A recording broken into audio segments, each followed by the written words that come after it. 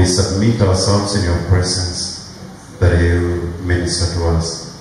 Speak to our souls and to our spirits, that your name will be glorified. We thank you and we honor you. In Jesus' mighty name. Amen. Wagia Bwana Yesu makofi mazuri. Bwana Yesu asifiwe. Name of the Lord. We are on a series of the which one? Kingdom.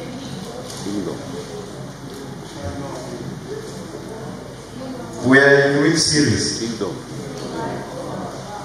So the kingdom of God, part 4.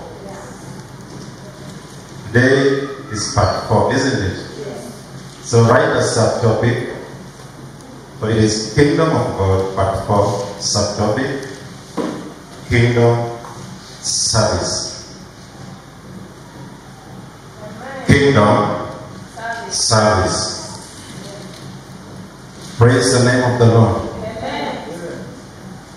And I want us to understand one thing. That we are called in this kingdom to serve. Bwana Yesu asifiwe sana. And as I was saying in the morning, that every kingdom that we talk about has its principles and its guidelines. And in the same way, in the kingdom of God, it is not a freelance kingdom. It is a kingdom with principles. It is a kingdom with ways. It is a kingdom with its constitution. It is a kingdom with its statutes. Bwana Yesu asifiwe sana. And you and me that has been invited to this kingdom, we are workers or servants in this kingdom. Bwana Yesu asifiwe sana. There is no man, there is no woman that has been called to this kingdom to come and sit and watch. You have an assignment. You have a purpose. You have a work to perform in the kingdom of God. Bwana Yesu asifiwe sana. In the book of Mark, chapter number 1, from verses number 16.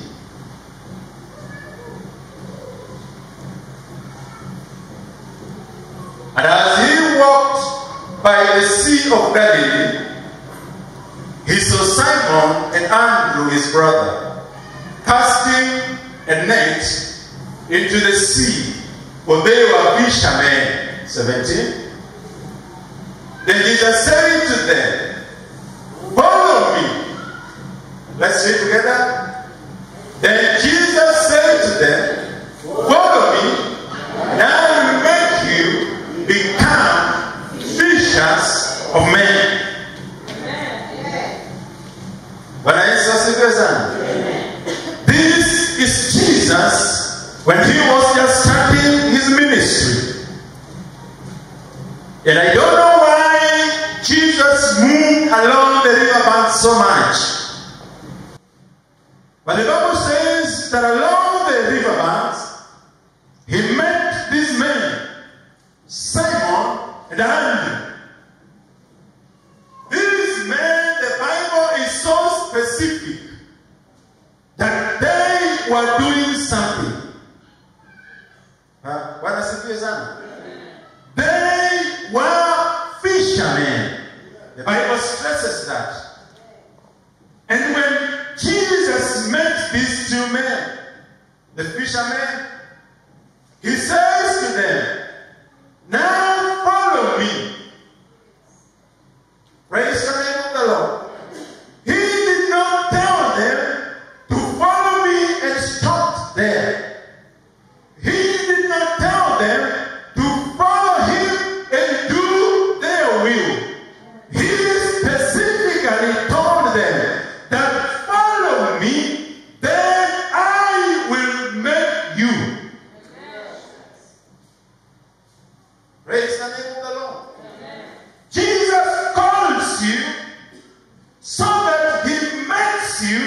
what he wants you to be. Jesus calls you because he has a predestined purpose with your life. He calls you because he has a reason for you. He calls you because he wants you to be his workmanship. He calls you because you should be a servant in his kingdom. What does he do, son?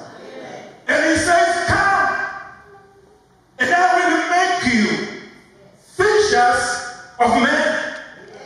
Come, and I will make you evangelists. Come, and I will make you an intercessor. Come, and I will make you a praise and worshiper. Come, and I will make you an usher. Come, and I will make you an instrumentalist. Come, and I will make you a preacher. Jesus wants to make you.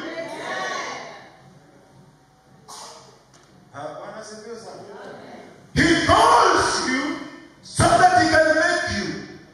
Because he knows your capacity. He knows your ability. He knows what is in you. He knows the power that you have. And when he tells you that come so that I can make you, he knows that what he makes you, you will succeed.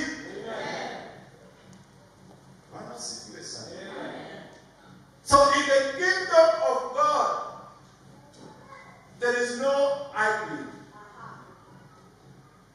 Because we have been called to be men. And we are not called to be made bosses. We are called to be made servants. Yes. Glory be to Jesus. Amen. Do you know that in the formation of the entire world, when God was creating the universe, from day 1 to day 5, he only said, let there be.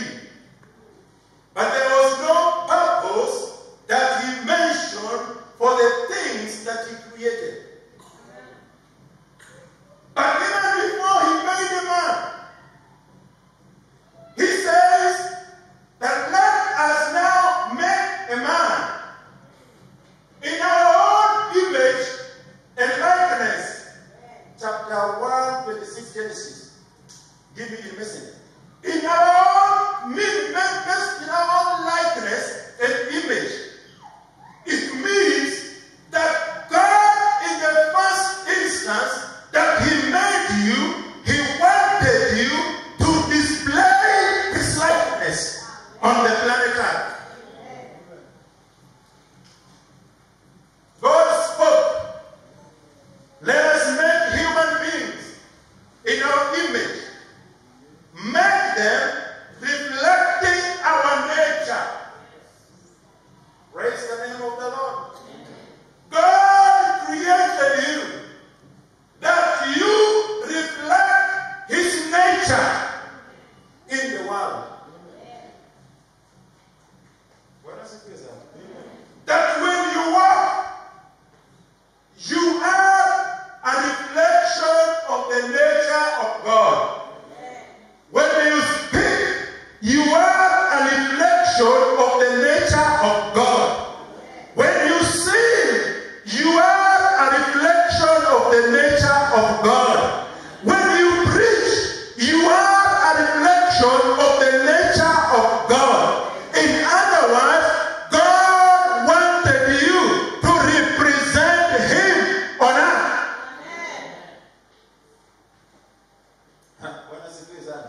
So he says that let us make a human being. A man has not been created. And even before he is created, there is an outline that has been given. There is a duty that is outlined. There is a purpose for the reason as to why you are created.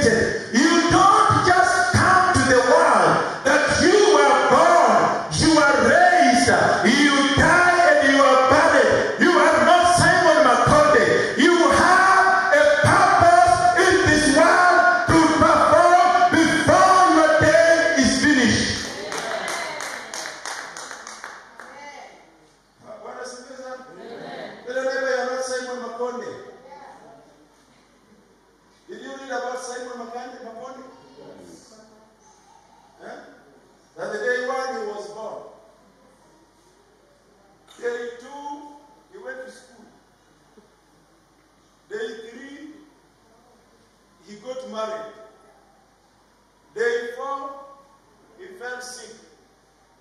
Day 5, he died. Day 6, he was buried. You are not Simon Macaulay. You have a purpose in this world. The word of God speaks to Jeremiah, chapter number 1 and verses number 4. This is what God said. This is what God did what? This is what God said. Get it in KJV. Not N. KJV.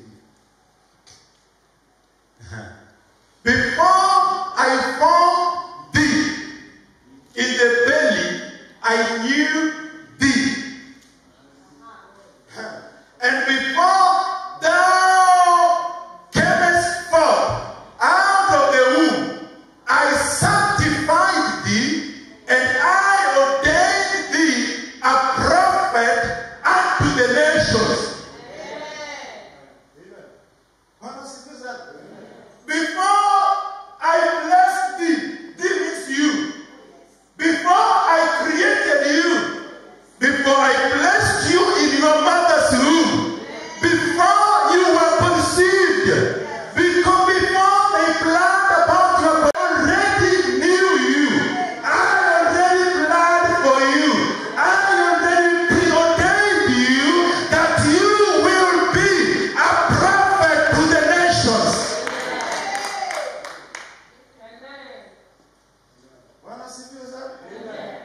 You are predetermined. You are before you are. Is that English?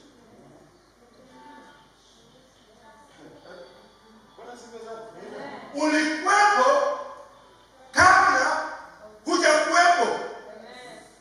You are present in the spirit before you are manifested in flesh. So the Lord is telling Jeremiah that I know you. Actually, I knew you. Even before your mother and your father planned of you, I knew you. And I ordained you to be my prophet into the nations. What does it mean? So you are predetermined. You are preordained. You are set apart for the service of the kingdom of God. So you must serve the Lord. You must. What should? I say you must be a servant in the kingdom of God. You know, the problem with Christians is what? That they think that servanthood is pastoral duty. They think that for you to be a servant, you must have a position in the church. Let me tell you, brethren, far from it. A servant does not need a title. The best title is being a servant.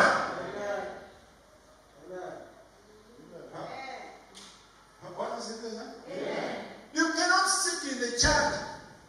Here come, here go. And you are doing nothing. And you know you are doing nothing. And the Lord is telling you that before you were born, I knew you. And I ordained you to be a prophet. Come on, rise up and serve the Lord.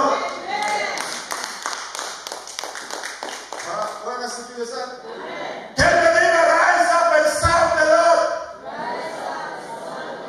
There is nobody that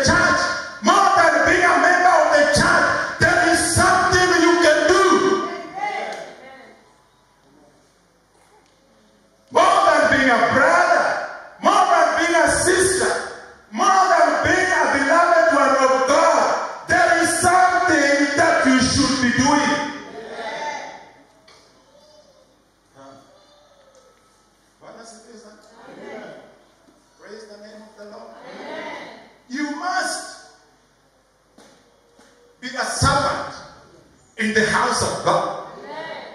I say you must. I say you must serve the Lord. When there is gain, a time is coming that you will not be able to serve the Lord. This is your season. This is your time. This is your moment. This is your place. Arise and serve the Lord.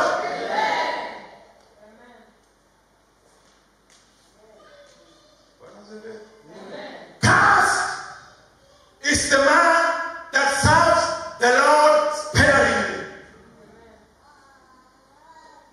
I repeat it again. When your service is sparing in the kingdom of God, you are cursed. You must be consistent in your service. Rise up and serve the Lord. God has positioned you such a time like this for a reason, for a purpose. There is no special servant than you.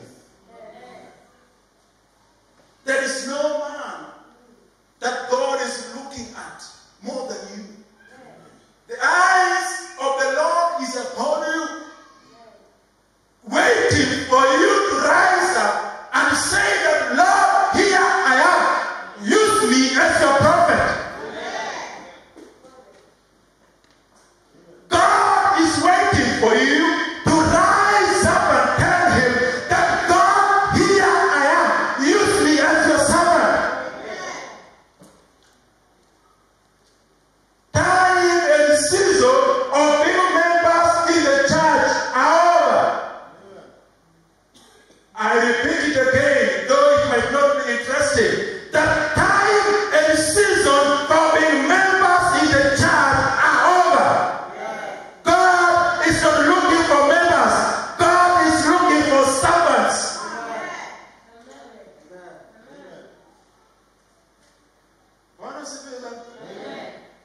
That is where we are going. This is our 4th year. Praise the name of the Lord. And now this is the stamp we are now going to start chewing. Glory be to Jesus. That people must rise up and start serving God in whatever capacity. God knows who you are. Give yourself to the service of the Lord. The Spirit of the Lord will help you.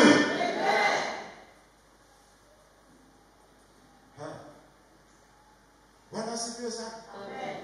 His Spirit will help you even in service. His Spirit will strengthen you. His Spirit will give you power to go in the work that He has assigned you. God is not a man to give you what your capacity is below to serve. What does it mean? When He calls you, He tells you, come. I want to make you a prophet to the nations. He knows that you can't be a prophet. When He calls you and tells you, come, I want you to be in the choir. He knows that you can be in the choir as much as people can feel, and feel your voice is not of the choir. God will make that voice to be synchronized to the musicians because it is Him that has called you.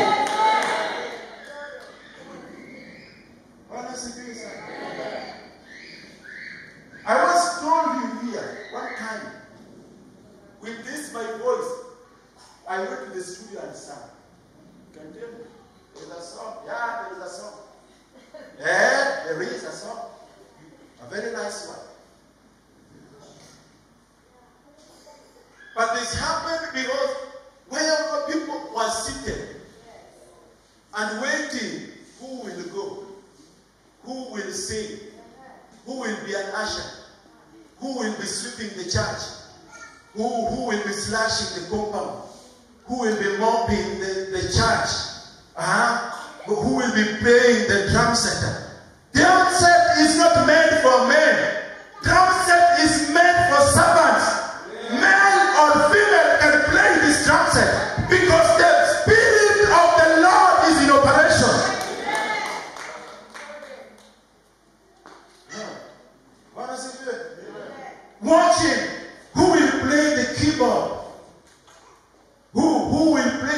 keyboard. I don't know how to play. It is only Vide that knows how to play keyboard. Who told you?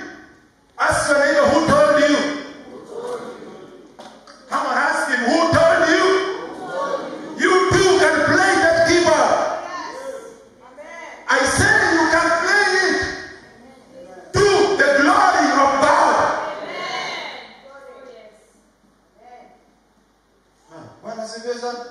I cannot preach.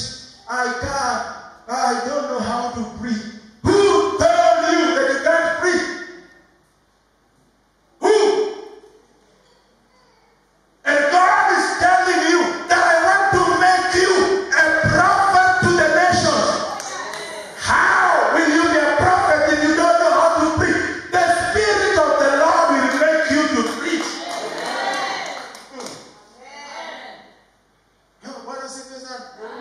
I want to see craziness in serving God in this. I want to see braveness in serving God in this altar.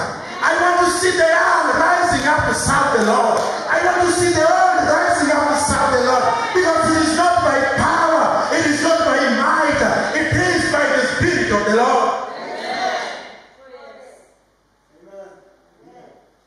Hallelujah. Amen. There was this season that we were looking for somebody to project for us. Tulitafuta hapa tulitafuta. Na huyu amekaa huyu sasa na projector. Amekaa hapa tu. Tunauliza, can we get a projector? Wakati nabati na Leon. Can we get someone to project for us? Whether there's a time tunaulizana na pastor kwa people away pastor.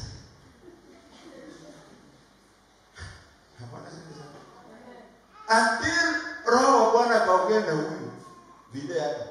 Na akakuja akamshika na nguvu. Akamvuta na nguvu akampeleka huko. Sasa anafanya kazi. Amen. Pigia makofi mazuri. Bwana sifiwe. Na tulikuwa mekaa hapa kwanza alikuwa anakaa pale nyuma ya Susan hapo alikuwa anakaa. I know very well. Hapo nyuma ya Susan then ulikuwa anakaa karibu na dada yako alikuwa anakaa. Can we have somebody to project for us? Zero. Can we? No.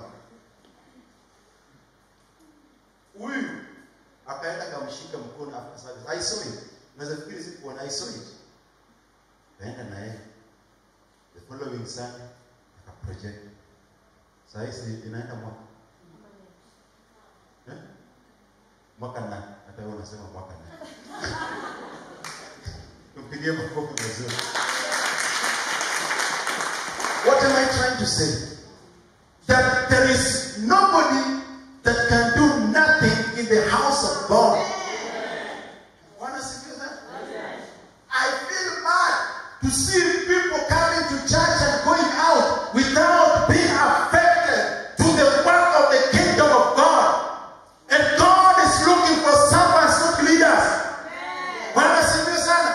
God is looking for people that can rise up and serve Him in the presence of leaders of the church or in their absence. They are in their season to serve.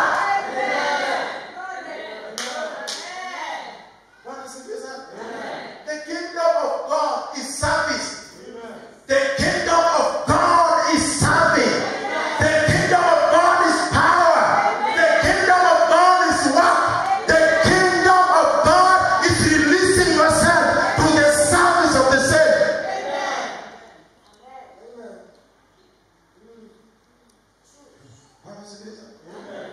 Glory be to Jesus. Another example is Jacqueline. I'm back.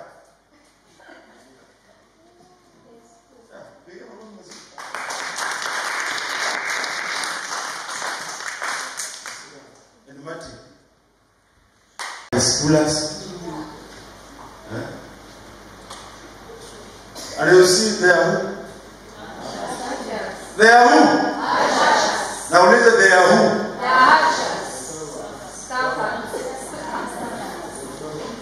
They are servants. Isn't it? I think there's a time I spoke to you people, isn't it? There's a time I spoke to the youth. And I told them, from next Sunday, I want to see everybody in a position of service. Our kind of Banyakuwa youth. Hizo banners za ushers. Na hawajawahi nyang'anya mpaka wa leo. Na wakati binafsi. Bwana sifiwe sana. Sasa kama hawa ni ushers. Hizo jirani yako na wewe. Sasa nataka ukasirike. Nataka ukasirike ndio ufanye kazi ya Mungu. Bwana sifiwe sana. Nataka ukasirike kabisa yako yote. Ndio ufanye kazi ya Mungu. Fanye kazi ya Mungu. Kwa sababu kazi ya Mungu kuna malipo. Amen. Kazi ya Mungu hakuna hasara. Kazi ya Mungu sio ya kubahatisha. Ukifanya unapata faida. Sio potea pata hii. Hii ni ufanye kwa uaminifu ufaidike. Amen. Bwana sifiwe sana. We must serve the Lord. Amen. We must serve the kingdom of God. Amen. This kingdom is not for people to eat and drink. It is not for people to come and drink and wine. It is not for people to come and make themselves comfortable in the house of God. Apana is to come and stand in the gap and serve the Lord. Amen. You will work for the kingdom of God. Bwana sifiwe sana. Utafanya kazi. Because God wants you to be in charge of something. In His kingdom, in the name of Jesus. Glory be to Jesus. Bwana sifiwe sana. Huwezi kuwa unakaa kwa nyumba ya Bwana na ufanyie Bwana kazi. Tafuta mahali na ujiingize. Tuone kama mtu atakutoa hapa. Au kuja uniambia nimejiingiza hapa, fulani akanitoa hapa. Utapatana na yule fulani. Bwana sifiwe sana. Sio kama umekasirika vile nimekasirika. Sio ile mbaya, ile ya kiroho. Bwana sifiwe sana. Tafuta mahali ufanye nini? Ujiingize hapo. Alafu mtu akuja akutafute hapo. Akutafute maneno yako tuone.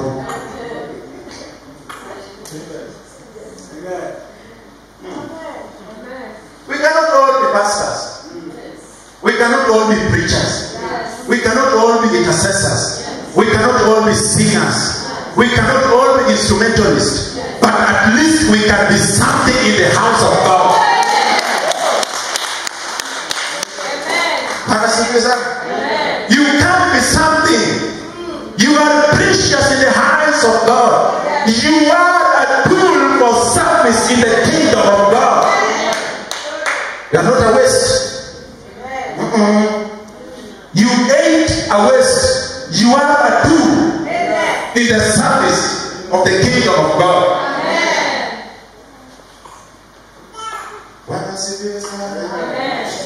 Hallelujah. Wakati wanaingia kwa praise and worship team. Kuja unione baada ya ibada. Usiinue mkono, kuja unione baada ya ibada. Wakati wanaingia kwa kwaya, kuja unione baada ya ibada. Na mengineyo mengi. After this service, sitaki kuona watu wakienda hivi. Nataka kuona watu wakikuja hivi kwa ofisi.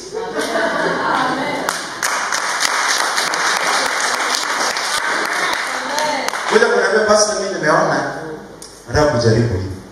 And I tell you, if you try, the Holy Spirit of the Lord will strengthen you. And you will serve God. Because God is looking for servants.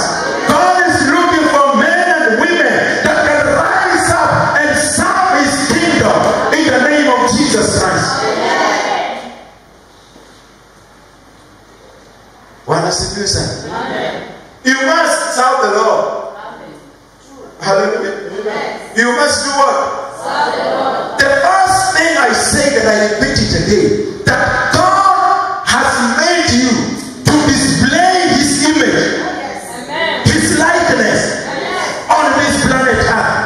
And how are you going to do that when you are forever seated doing nothing?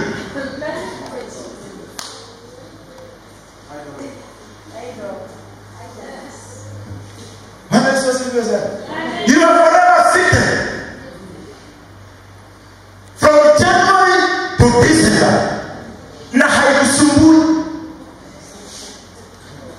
haikushui, hauoni hata kama unakosea Mungu wala kujikosea wewe mwenyewe. Time is coming that your strength will be no more. This is the time. This is the season.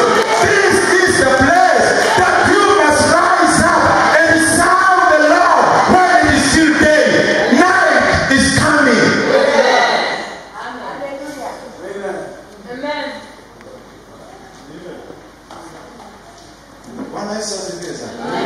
Night is coming. Youth that are here, seasons are coming that you will not be as free as you are today. I was once a youth. I could leave my house on a Monday and come back on a Sunday in crusades and change my clothes and go on the following week. Raundi hii nipatikane. Now, Bwana sifiwe sana. Yes, I can't do that. I cannot. Because now I have transited to another season. Bwana sifiwe sana. 10 days every day. I won't be in the church almost daily. Today it is not possible. I might desire those days, but they are gone. So make good use of your season. Make good use of your season. What does it mean? Hello? If you are a youth, serve the Lord in your youthful stage. Especially lady youth. What is it, son? Some of these men that you see putting on suit, they are not good. They marry you, they have their principles.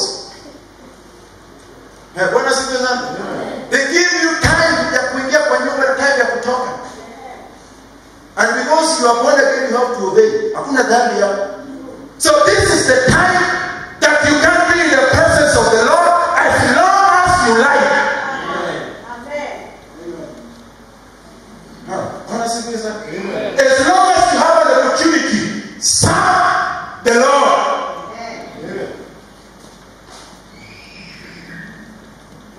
Am I communicating? Yes.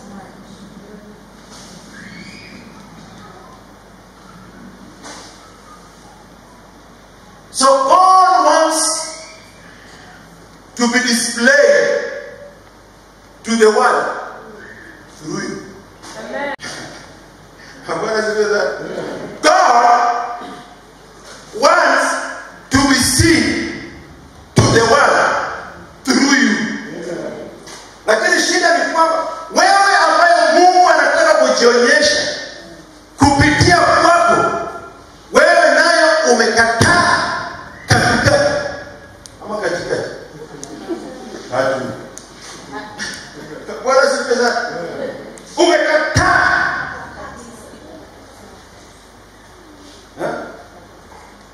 Mungu anajaribu kukutafuta.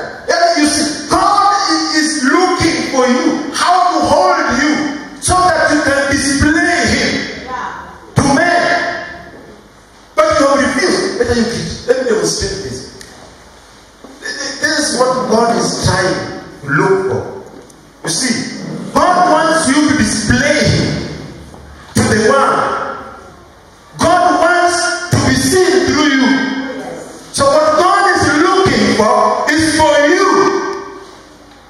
Hallelujah. For you to say yes to him so that he can take you and raise you up, so that he can display himself through you. That he can pick you and carry you, that man can see you, that is the doing of the Lord. But you have left and refused.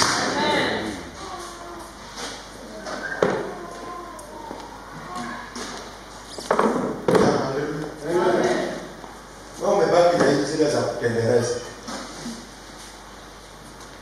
Kutengeneza. Yes.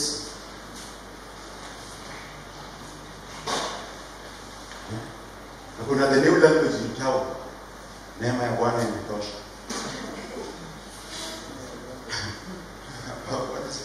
The new language in town. The grace is sufficient. The grace is sufficient. Grace does not make you lazy in the kingdom service. Grace strengthens you for the service. That is why we say grace is sufficient. Therefore, in the sufficiency of grace of not serving God using you.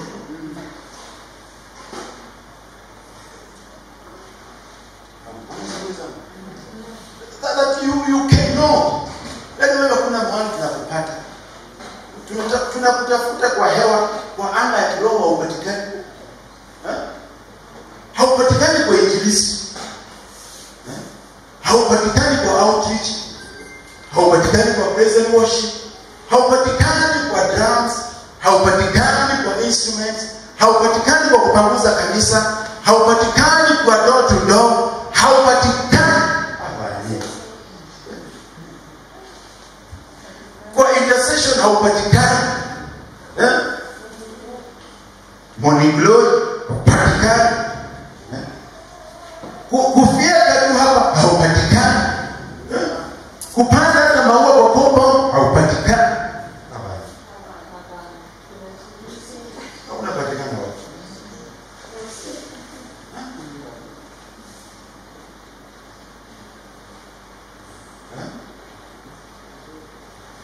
Shemeji zangu watakuuliza waje walipanda hela.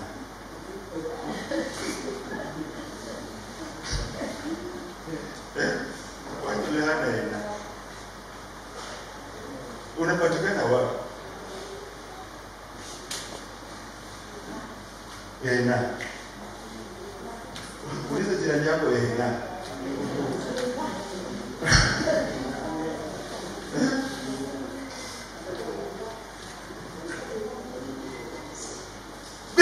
Somewhere serving God. This is something that I'm telling us. That as we serve God, jambo la kwanza, ziba masikio kusikia yale watu wanasema.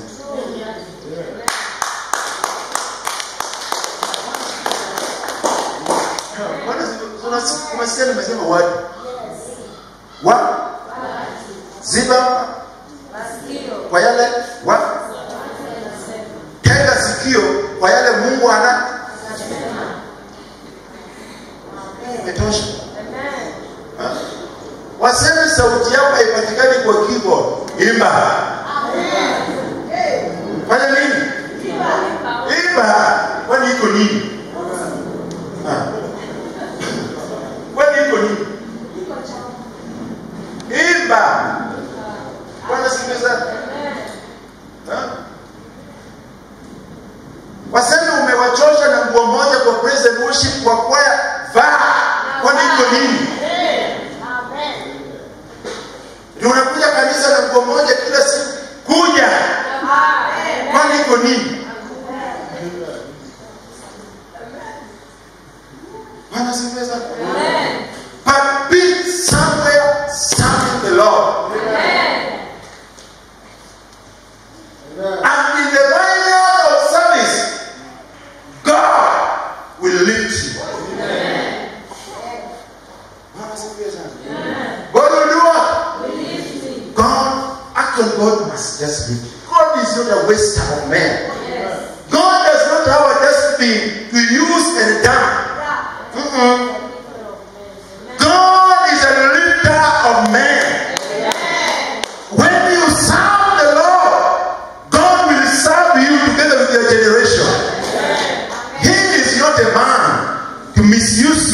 throw you away.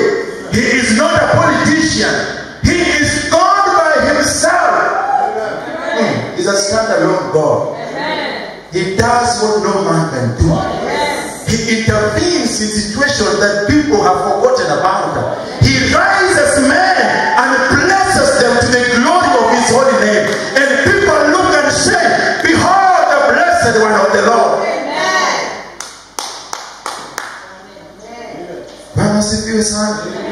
Praise the name of the Lord. So when you want to serve the Lord, number one, you must be available. Number two, you must be ready to be used. Number three, you must be consistent. Number four, you must be ready to sacrifice your time. Umeandika? Kweli?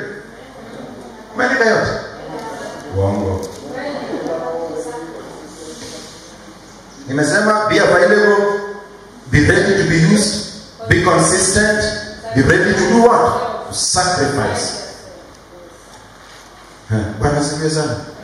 You must be available because God uses the available vessel. God uses men that pronounce themselves. When God calls you Gina, you say, here I am, Lord.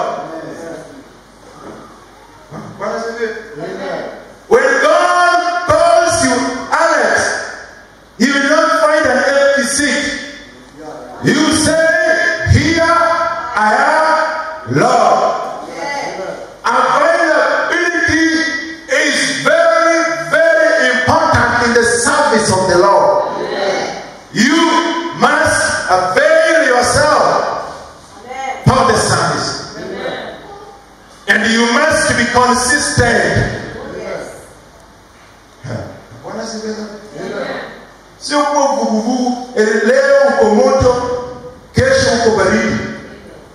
Leo wewe ni uji, kesho wewe ni chai. Haueleweki.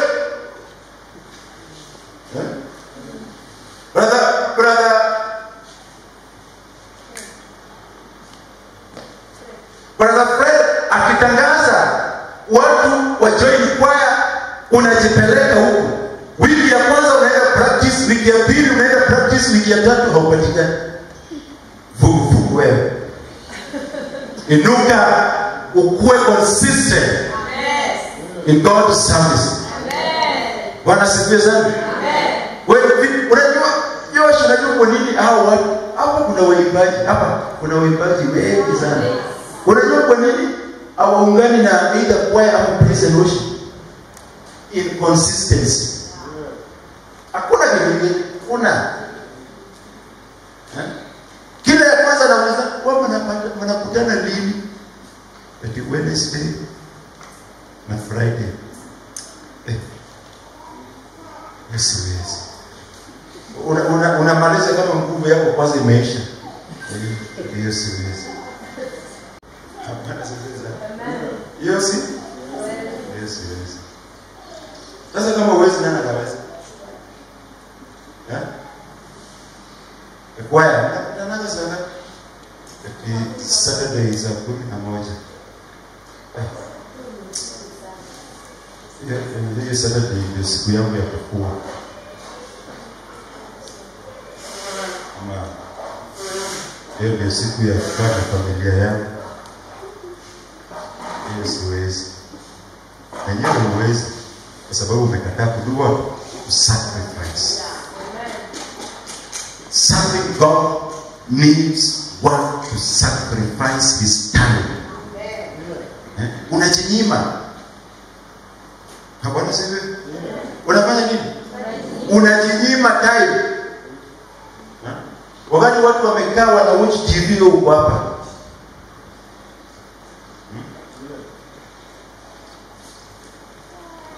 Because you devoted yourself into serving God. Can I give you the benefits of kingdom service? Can I? Yes. Number one, there is a reward. Number one benefit of serving God is that there is a reward. Luke 18, 29, 28 to 29. I have to go very fast because I want to go to karibu kupanda.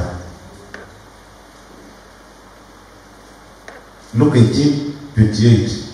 Peter said to him, "We have left all we had to follow you." 29. "I tell you the truth," Jesus said to them, "no one who has left home, or wife, or brothers, or parents, or children, or television, or good food, or pleasures, for the sake of the kingdom of God, will fail to receive many times as much in this age, and in the age to come, eternal life." There is a reward in serving the kingdom of God. Hello?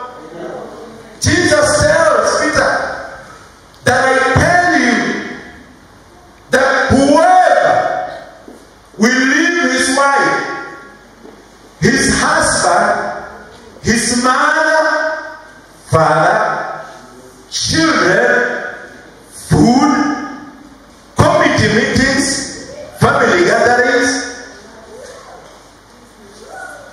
businesses, and follow me, will not do it in vain. There is a reward when you serve God. God sees your service in his kingdom.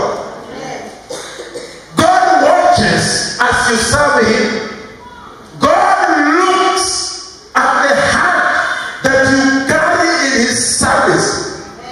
The eyes of the Lord is continually in your life when you serve him.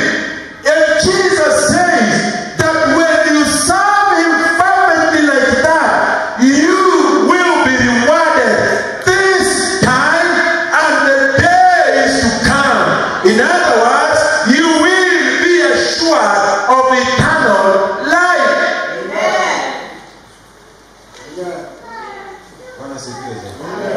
So we need to serve God with an understanding that we are being rewarded. We will be rewarded. In the present age we are rewarded. In the time to come we will be rewarded. So God is not a misuser of men. When God is calling you so that you can serve him, he knows that it is for your own benefit. Not for his own benefit. But let me tell you this. The Bible says that when you refuse to serve him, who will serve him? And you are just comfortable. You think you will be alive when stone is serving God. Do you internalize these words? When it reaches a point that you cannot serve God, and stones are now serving God, you are no more. Yeah, you are no more. So don't think that it is a joke. When God says that he will raise stones to serve him, he will raise stones after you have been buried by the same stones. So God is rewarding your service. God is watching your service.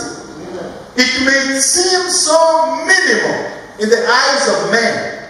It might seem so useless in the eyes of men. But God is looking at the heart and the posture of your heart when you are serving him. And he says that this I must reward, because he is serving our faithfulness. So there is a reward for them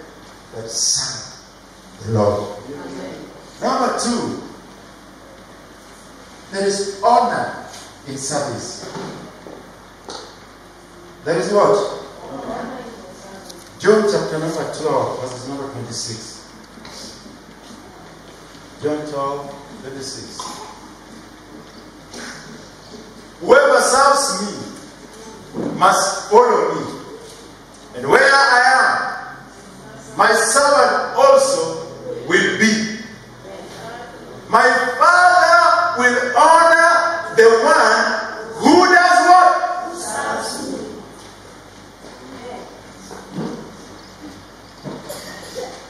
Whoever serves me must follow me.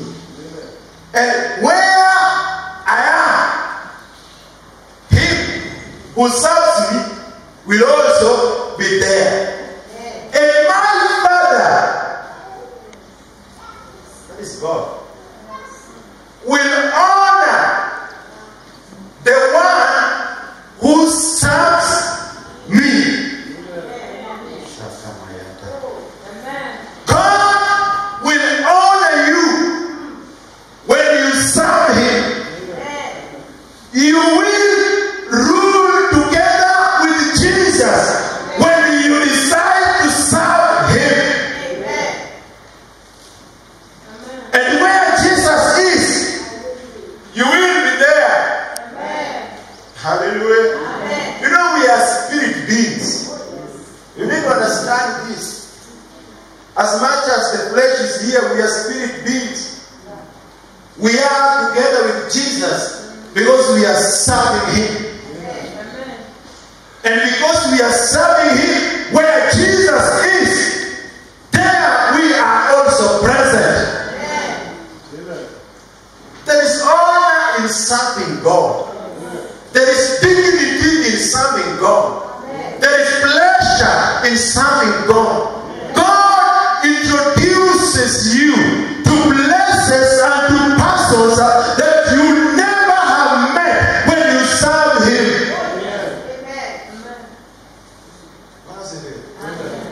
Your name is mentioned in places where your papers will not allow your name to be mentioned. Because of the honor that you get from serving the Lord.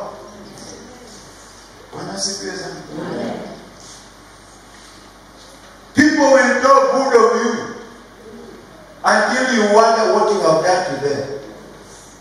Huh? Wanasema huyu brother ni kama mzuri. Amefanya nini? Mimi naona kama kwa mzuri. Mtu mungwana sana. Ameju. Mimi naona tu ni mungwana. Kuna kaheshima kanakuja wakati unapomtumikia ufalme wa Mungu. People speak good of you, not because they like it, but because God forces them to speak about you, to honor you. Hallelujah. When Joseph was in prison, Joseph was a prisoner. And a prisoner is somebody who does not have rights. That is the number one thing that you are denying is rights. But Joseph, as much as he was in prison, somebody spoke good of him in palace. Why? Because he served his God. There is a man in prison, and when I dreamt a dream, he interpreted my dream. I know even this one, he can interpret. And Pharaoh sent for him, and from prison, God honored him to be a prime minister because of serving God. So there is honor in serving God. Number 3, God puts a difference between you and them. There is a distinction. Malachi chapter number 3, verses number 15. There is a distinction. between them that serve the Lord and the others.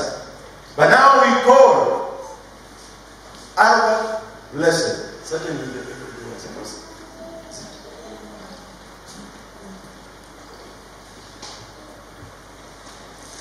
Yeah. 3:15. But now we call the arrogant blessed. Certainly the evildoers prosper. And even those who challenge God escape. Continues, you see.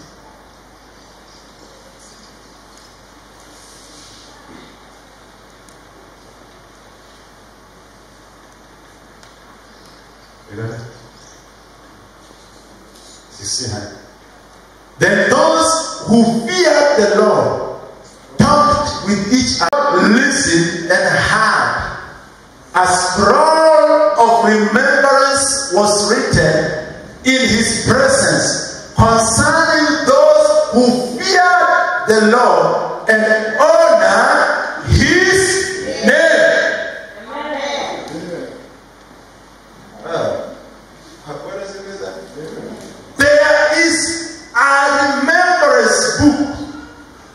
There is a distinction that is there between you that is serving the Lord and them that are not serving the Lord. Amen. So the question is, where is your name? Is your name in the remembrance book? Or is your name in the other book that we read in verses number 15? Where is your name? So when you serve God, God remembers your service in the kingdom of God. And let me tell you, brethren, there are times and there are seasons that you will need to remind God of your service. Hallelujah. There are times that you reach a point that you tell God, God, remember how I used to wash your church. It was not my house. It wasn't my business. It was your business. God, remember how I used to arrange chairs in your house. It was not my house. It was not my business. It was your house. God, remember. And God will certainly remember. Number 4. Is it number 4 or number 5? Number 4.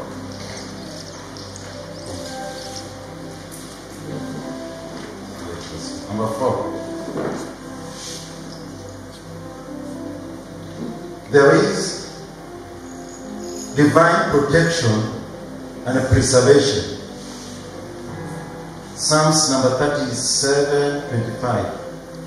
Psalms 37 Psalms. Divine protection and preservation. I was young, and now I'm old. Yet I have never seen the righteous forsaken, or their children begging bread. I was young, and now I'm old. I have never seen the children of the righteous. In other words, I've never seen the children of them that serve the Lord begging bread. Brethren, there is honor in serving God. God will preserve you. God will protect you. Together with your children, together with your family, there will be divine protection and preservation in your life. Number 5, there is divine establishment. I'm going very fast now because of time. Genesis 17:7 and 8. Genesis 17:7 and 8. Divine establishment. I will establish my covenant as an everlasting covenant between me and you and your descendants after you, for the generations to come, to be your God and the God of your descendants after you. When we serve God, when we serve the kingdom of God, there is an establishment, not only of you, but of your generation to come. People will speak of your generation even long after you've left this world. And people will speak of their goodness because you serve God. Amen. I have seen homes, I have seen families that serve God in the ancient days. There has been a generational blessing and establishment in those homes to date.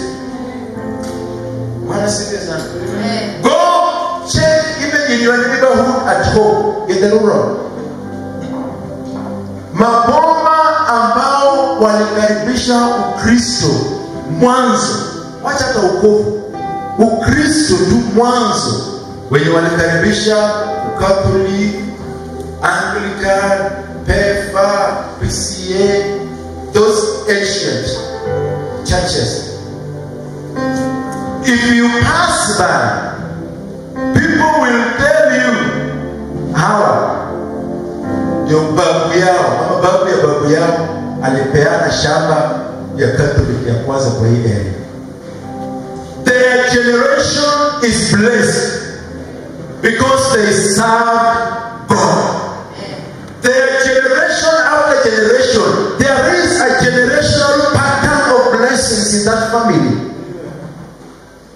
Even where many people fall, they stand because there is someone that made a covenant with God in serving Him.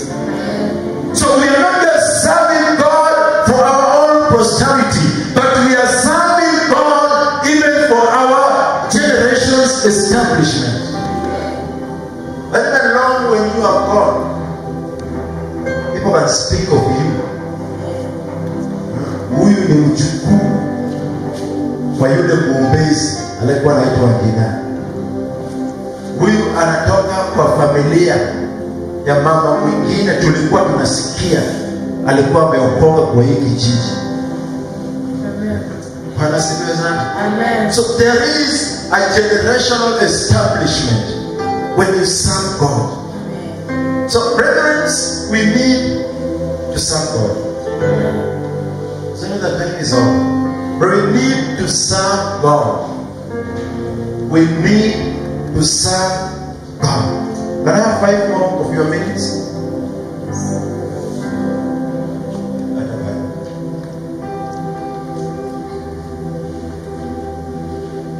Let's look there. Number 6. Number 6. God blesses your bread and water and takes away sicknesses. Exodus 23:25. Exodus 23:25. Worship the Lord your God, and His blessings will be on your food and water. I will take away sicknesses from among you, and none will be scattered or be barren in your land. I'll give you a full lifespan. Brother, there is a promise of people that serve God. He says that when you serve, this is now God speaking, that when you serve me, I will bless your bread. In other words, you will have food to eat. See, what is blessed is what is present. So the bread will be there to be blessed for you to eat. And I will bless your water, which means you will have continuous supply of water in your life. And then after that, when you eat and drink, then when sickness and disease come, He does not say that sicknesses and diseases will not come.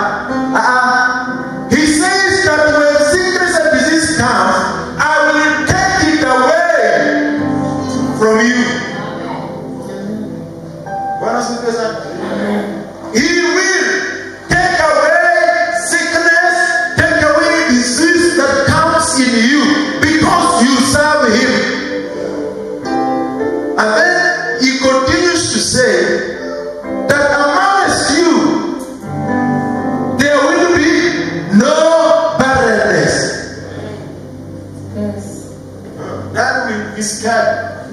or be barren.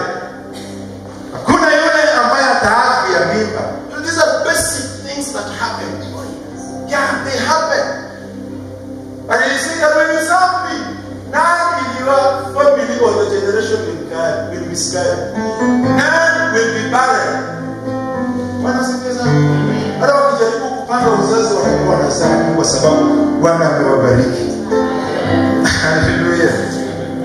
Then finally, Genesis 22, verses number 16. And say, I swear, this is God, I swear by myself, declares the Lord, that because you have done this and have not withheld your son, your only son, I will surely bless you and make you, your descendants, as numerous as the stars in the sky and as the sun on the seashore. Your descendants will take possession of the cities of their enemies. 18. And through your offspring, look at that, all nations on earth will be blessed. Because you are obeying me. Amen. Hallelujah. Amen. All nations of the earth will be blessed through you because you obey and serve God. What a joy to serve the Lord. What a privilege to serve this God. What an honor to serve the Lord. All these blessings will follow you and even overtake you when you serve the Lord. I make a clarion call today. Saints of God, from this altar of praise and mercy, arise and serve the Lord. Arise and serve the Lord. I make a plea to you. Arise and serve the Lord. Forget about what men say. Forget about what men may think. Forget about how minimal you may see what you're doing is in the kingdom of God. Arise and serve the Lord. There is honor in service. There is protection in service. There is establishment in service. There is blessings in service. The Lord will bless you when you serve Him. Amen. When you serve the Lord, God will serve you. Serve you.